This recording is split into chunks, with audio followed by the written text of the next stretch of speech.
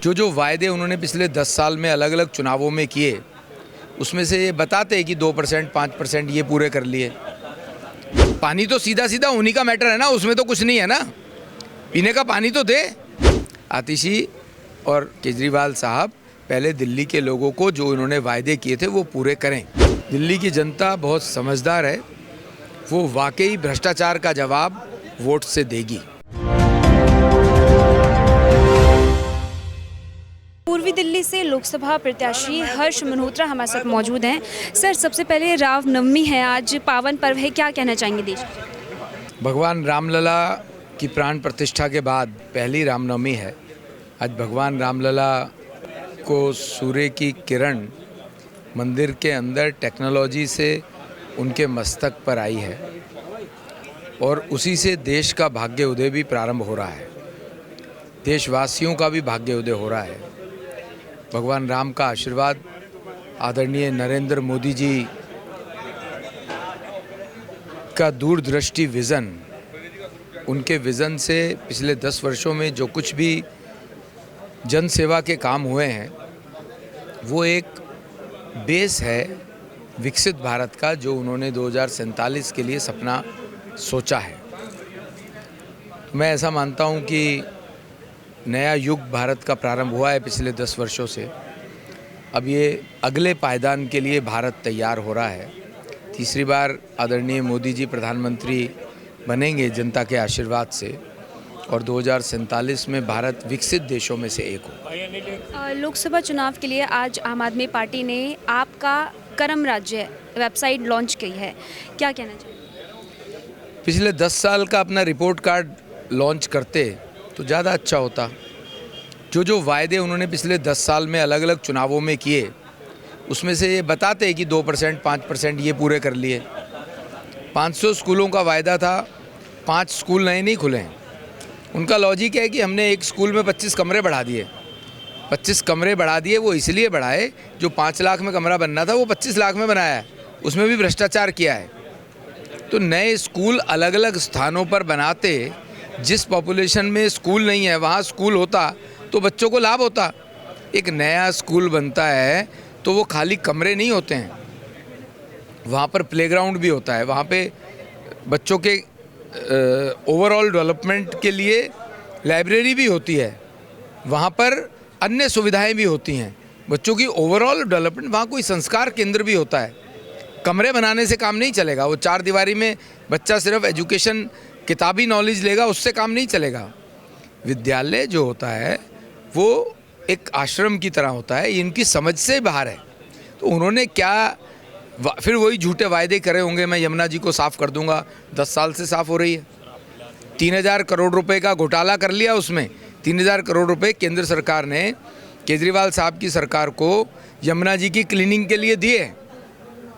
करा कुछ नहीं, सिर्फ यमुना साल में एक बार यमुना की सफाई को लेकर के बड़े बड़े होर्डिंग, और उसमें केवल बड़ी बड़ी केजरीवाल साहब की फ़ोटो, और बस काम खत्म। भाजपा काम नहीं करने देती है। भाजपा ने उनका हाथ नहीं रोका। 85,000 करोड़ रुपए का बजट है दिल्ली सरकार का, भाजपा ने उनको किस काम के लिए रोका? अगर नरेंद्र मोदी फेम योजना की 1300 इलेक्ट्रिक बसें दिल्ली को दे सकते हैं, तो जो उन्होंने वायदा किया था मैं 10,000 बसें डीटीसी में लाऊंगा, तो 2000 इलेक्ट्रिक बसें ही दे देते। पैसा उनके पास है, उन्हें बाज़ार से खरीदनी है, उसमें भाजपा कहाँ रोक रही है उनको? दिल्ली के लोगों को पीने का पानी नहीं मिल रहा, और जहाँ मिल रहा है वहाँ गंदा पानी मिल रहा है, उसमें भाजपा कहाँ रोक रही है? पानी तो सीधा सीधा उन्हीं का मैटर है ना, उसमें तो कुछ नहीं है ना, पीने का पानी तो दे। पानी का बिल माफ़ करने की बात कर रही थी, 1-1 लाख रुपए का पानी के बिल आ रहे हैं, मूलभूत सुविधाएं नहीं दे रही। भाजपा ने तो नहीं रोका ना मोहल्ला क्लिनिक बनाने से। 1000 कहे थे, 250 बने हैं, और उन 250 में भी या तो जानवर घूम रहे हैं या फिर कूड़ा पड़ा है वहाँ पर। कोविड के टाइम में जिस समय सबसे ज़्यादा ज़रूरत थी उन मोहल्ला क्लिनिकों की, ना डॉक्टर था ना दवाई थी, और मोहल्ला क्लिनिक बंद पड़े थे। किसने रोका उन्हें ये काम करने के लिए? उसमें भी भ्रष्टाचार है, उसमें भी डॉक्टरों की अपॉइंटमेंट मोटा पैसा लेके कॉन्ट्रैक्ट पे करते हैं। ये जब वो डॉक्टर पैसा देके आएगा वो अपनी मनमर्जी से काम करेगा। तो किस इशू पर भाजपा ने रोका, ये भी बताएं तो पता लगेगा।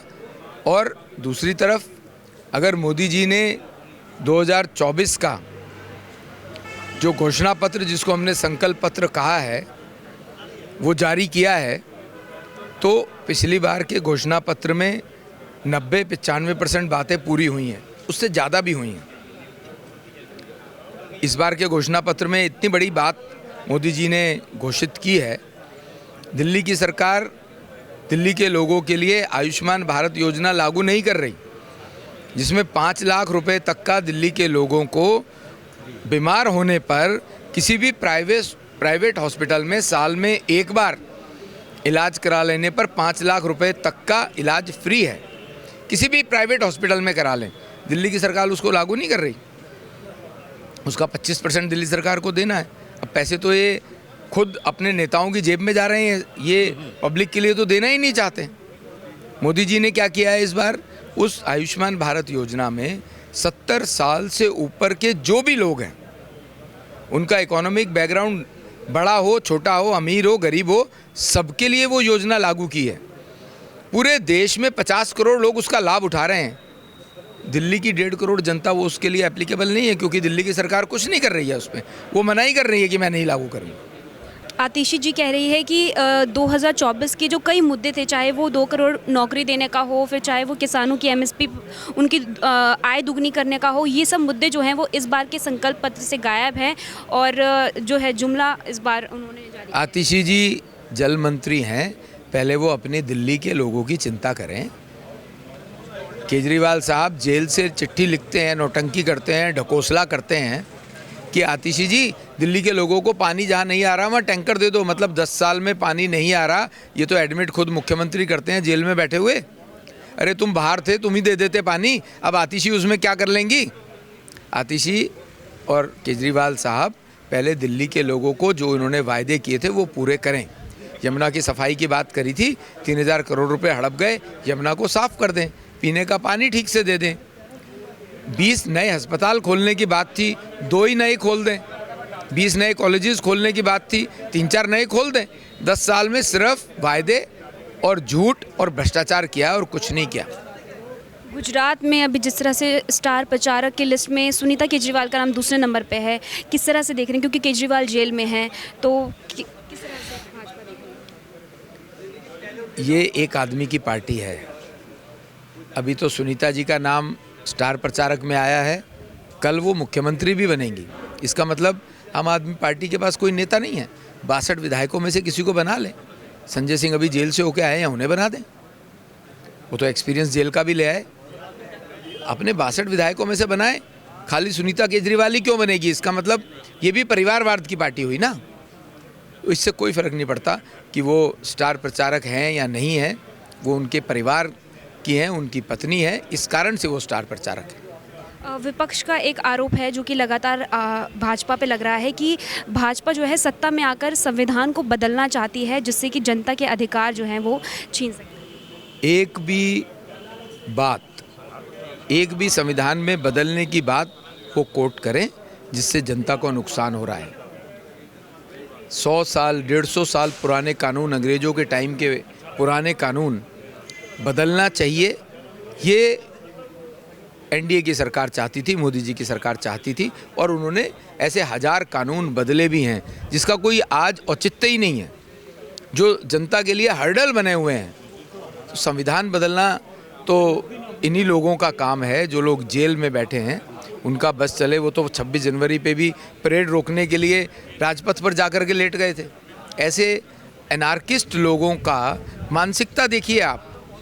देश के टुकड़े टुकड़े करने वाले लोग, कांग्रेस उनको कन्हैया को टिकट देती है उत्तर पूर्वी दिल्ली से। अफजल गुरु की फांसी पे वो शर्मिंदा थे और ये उनकी मदद कर रहे हैं, ये उनके साथ गठबंधन कर रहे हैं। कहाँ गई मॉरलिटी? डबल स्टैंडर्ड्स हैं या नहीं है? पहले इस बात का जवाब दें। आम आदमी पार्टी के लोग, कांग्रेस के लोग, कन्हैया ही उनको मिला था। कन्हैया से वो क्या दिखाना चाहते हैं? जो लोग देश के विरोधी हैं, देश के टुकड़े टुकड़े करना चाहते हैं, वो उनका कैंडिडेट है।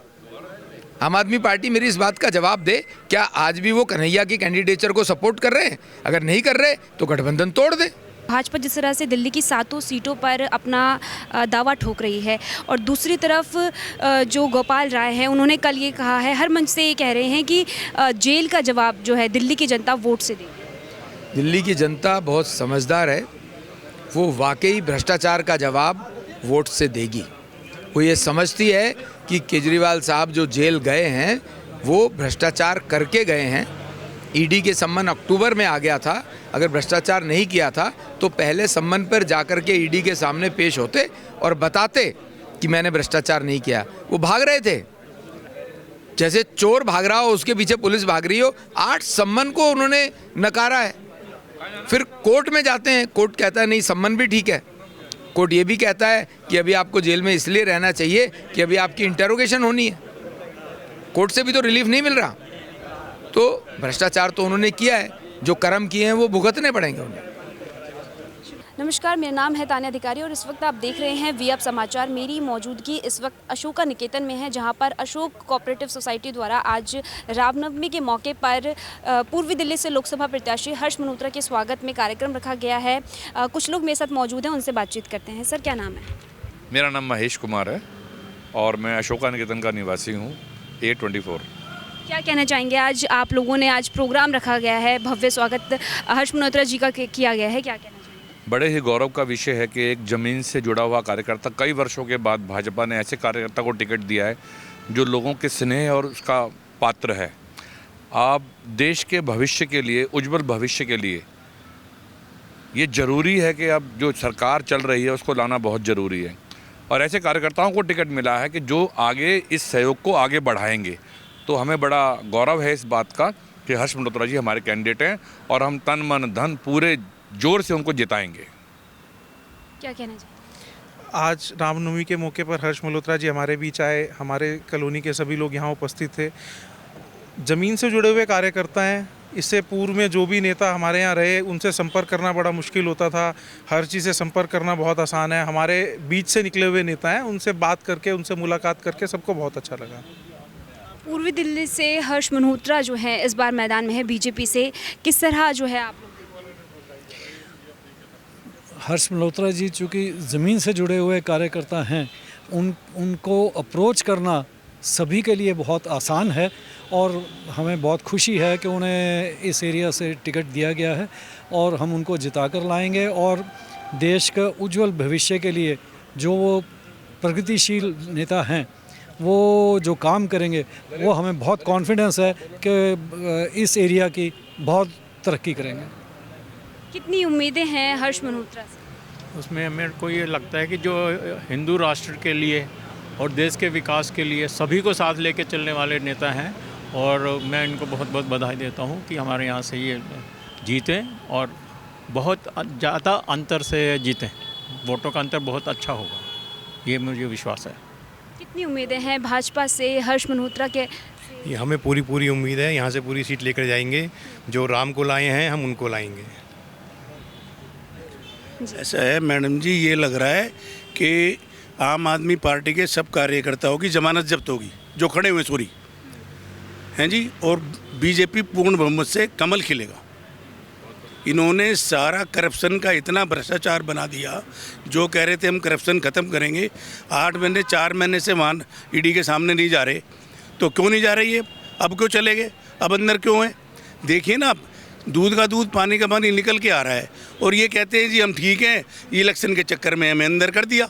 तो फिर कोर्ट क्यों नहीं इनको बाहर निकाल रही है? कोर्ट अंदर क्यों कर रखा है इन्होंने? इनको अंदर इसलिए कर रखा है ना, इनकी जमानतें जब होगी, जब इनको पता लगेगा ये क्या हुआ। अभी तो ये जीतने के कगार की सोच रहे हम जीतेंगे, लेकिन जीतना भी इतना क्या, जमानत भी जब्त हो जाएगी जब इनको पता लगेगा।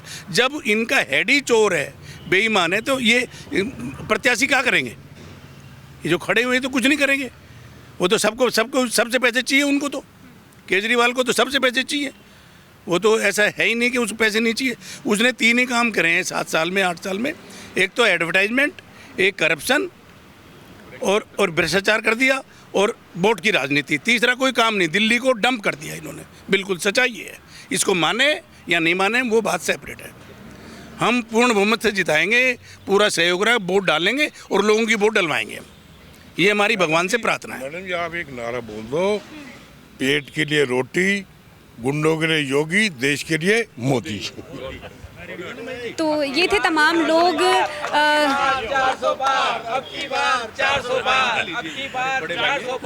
दिल्ली में 7 सीटों पर चुनाव है इस बार, कितनी उम्मीदें लग रही हैं? नहीं, अभी सारी सीटें हम लोगों को मिलेंगी, भारतीय जनता पार्टी को, और सब लोगों को जिनको कहीं जाने का प्रोग्राम होता है उनको वोट पहले ज़रूरी है डालें, ये ज़रूरी है सबसे।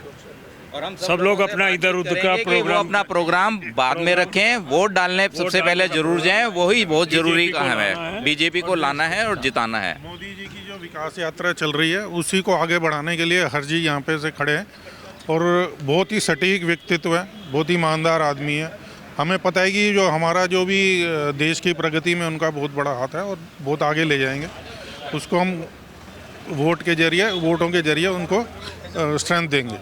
तो हमारी मौजूदगी इस वक्त जो थी वो अशोका निकेतन में थी, जहां पर आज हर्ष मल्होत्रा आए और कार्यक्रम में उन्होंने हिस्सा लिया, लोगों से बातचीत करी, लोगों से जुड़े, और हमने लोगों से भी बातचीत करी जिनका कहना है कि 25 मई को चाहे वो कहीं पर भी जाएंगे तो उनका जो प्रोग्राम है वो कैंसिल करके सबसे पहले मतदान करेंगे और वोट देंगे। 25 मई को चुनाव है, देखना होगा कि किसकी सरकार जो है इस बार दिल्ली से बनती है, ये तो आने वाला वक्त बताएगा। मुझे दीजिए इजाज़त, इस खबर में इतना ही। कैमरामैन सचिन के साथ तान्या अधिकारी, वी अब समाचार।